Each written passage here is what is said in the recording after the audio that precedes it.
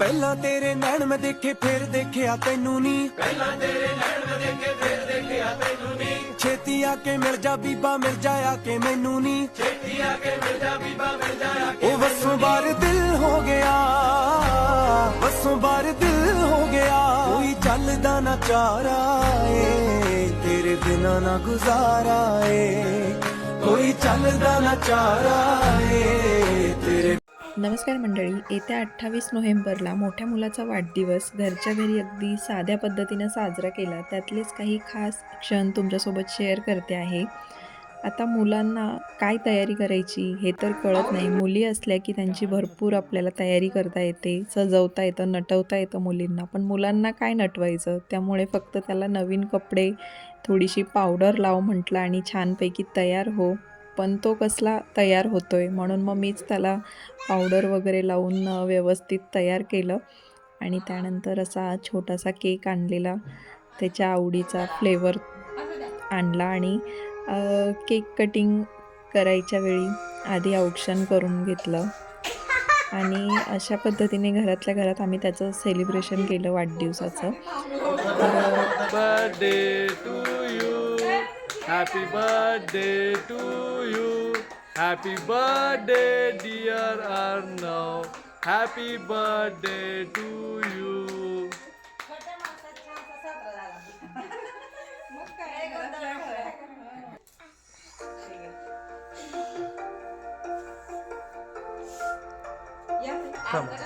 हा फोटो ना व्हिडिओ काढतो. अरे बा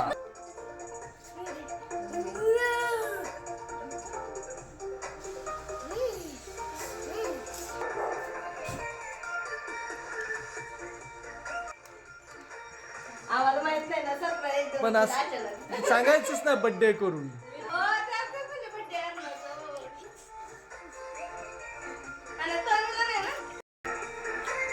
ए तुझं काय चाललंय रे? त्याला पण घ्या की त्याचा फोटो नको यार. जा दादाला केक चार. केक केक उठ, दादाला केक चार, उठ लवकर. 1 मिनिट थांबा. Happy birthday.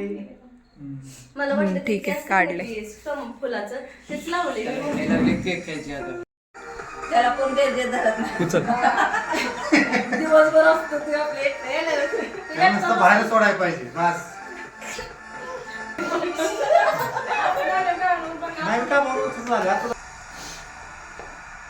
कोणच विचारण झालं अवघड झालं. स्कूल मध्ये केला असेल की साजरा बर्थडे. हा केला. चॉकलेट घेऊन गेलेला. तिकडे काय असं नवीन कपडे अलाउड नाही घालून जायला. घालतात स्कूलचाच लागतो.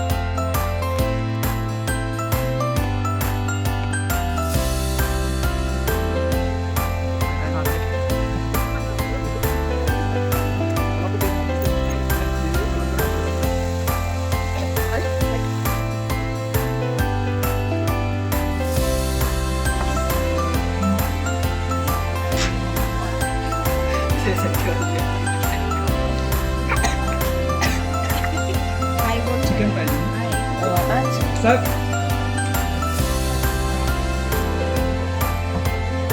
आम्ही नवीन